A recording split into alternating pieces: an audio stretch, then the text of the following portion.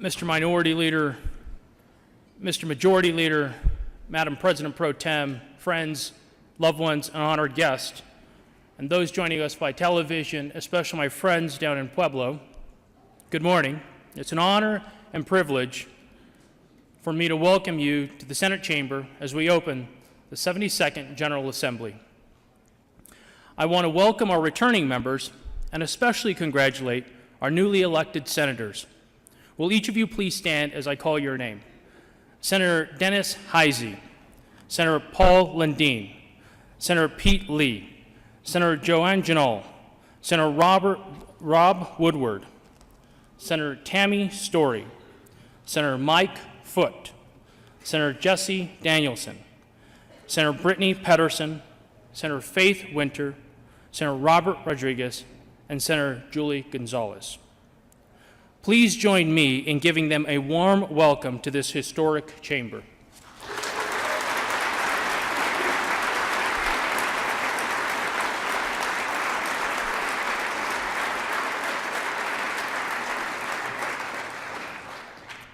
If you look around, you might notice that this body looks a little different than it has in the past.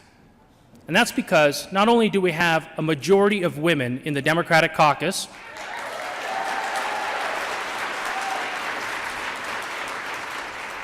but we also have one of the most demographically and geographically diverse caucuses in recent history. New leaders bring bold solutions that will carry our great state forward.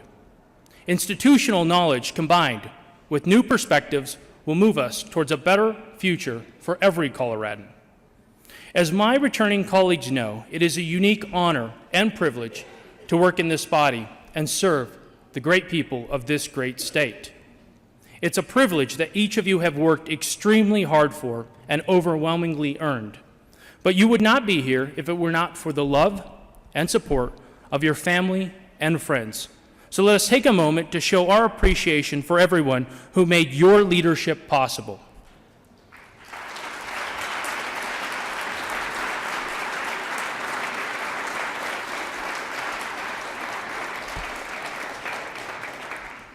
In that spirit, I too would like to give a special thank you to my family. To my parents who are with us today, thank you for teaching my brothers and I the importance of respecting others, treating all with compassion, and always living with love in your heart. To my brothers Jake and Evan, I know it took both of you a little longer than me to learn those values that I just spoke about, but you both finally got it. But all kidding aside, thank you for your service to this country. Well, you may know that I served in the Marine Corps. You may not know that my brother Jake and Evan both served in the Marines and served in Iraq and Afghanistan. So if there is any member who has served our country, both in the armed services, a member of law enforcement or public safety, would you please stand right now so that we can thank you for your service?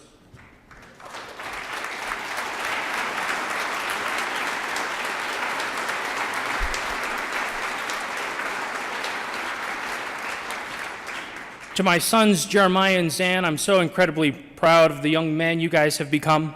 Jeremiah recently received a nomination to West Point and to the Merchant Marines.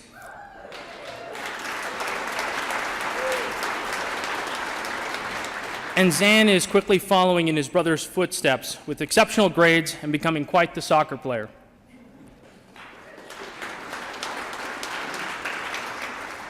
To the love of my life, my wife, Michelle, I'm so grateful for the love and support, not only for everything you do as the rock of our family, but for the amazing person you are day in and day out throughout the work that you do assisting families and youth in need. You're truly an amazing woman, and I'm so grateful that you asked me to marry you. I love you.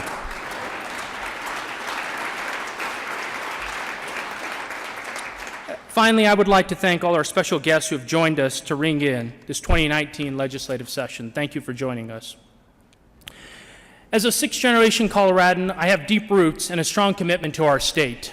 My family came to the United States and eventually settled in southern Colorado.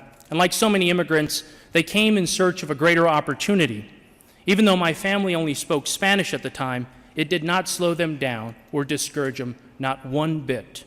My great-grandfather, who worked the coal mines and worked the fields, where they lived and learned the value of hard work. They lived their American dream, a dream that would become a reality by providing a better life for our families. This value of hard work has been passed down from generation to generation, eventually shared with my parents, who started a small, modest business in Pueblo. They worked hard to provide a good life for my brothers and me. Watching them, we too learned the value of hard work, which was an invaluable lesson that served us very well when we enlisted in the United States Marine Corps. For me, it was during that time that I learned not only the importance of service and honor, but to care and respect for my brothers and sisters in arms, regardless of where they came from or what their political viewpoints were. That has never been a truer statement than when I served in Iraq. It did not matter who was to your left or who was to your right. We understood that we had a collective mission, and we had to have each other's back. It is that understanding of hard work and that spirit of collaboration that we must bring back to the Capitol. For too long, we have allowed political party to divide us. And as a result of ego and politics, that has helped determine which bills moved forward, not the merits of the policy. Our state deserves better. Our constituents expect more of us. And unlike Washington, D.C., this Senate must bring a new energy that will yield a standard of trust and respect. We must engage in dialogue and collaboration. This is how we will find common ground and solutions to the bread and butter issues facing everyday Coloradans. Coloradans did not elect us to engage in gamesmanship. They elected us to work, to reach across the aisle, to have open and working government that finds solutions to help them live their American dream. And make no mistake, Colorado is growing and prospering, but not everyone feels that growth and prosperity. Too many can't afford the health care that they need. Too many have died at the hands of opioids, and many more struggle with drug abuse and addiction. Too many earn lesser pay for equal work.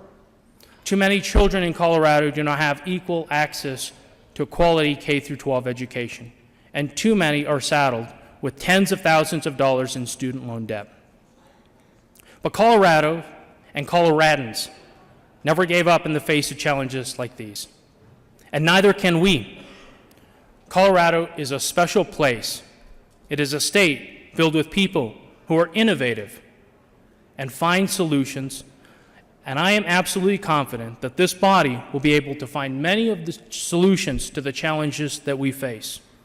Solutions that build on the steps that we have taken to address the opioid epidemic by making greater investments in programs that have a proven track record for success.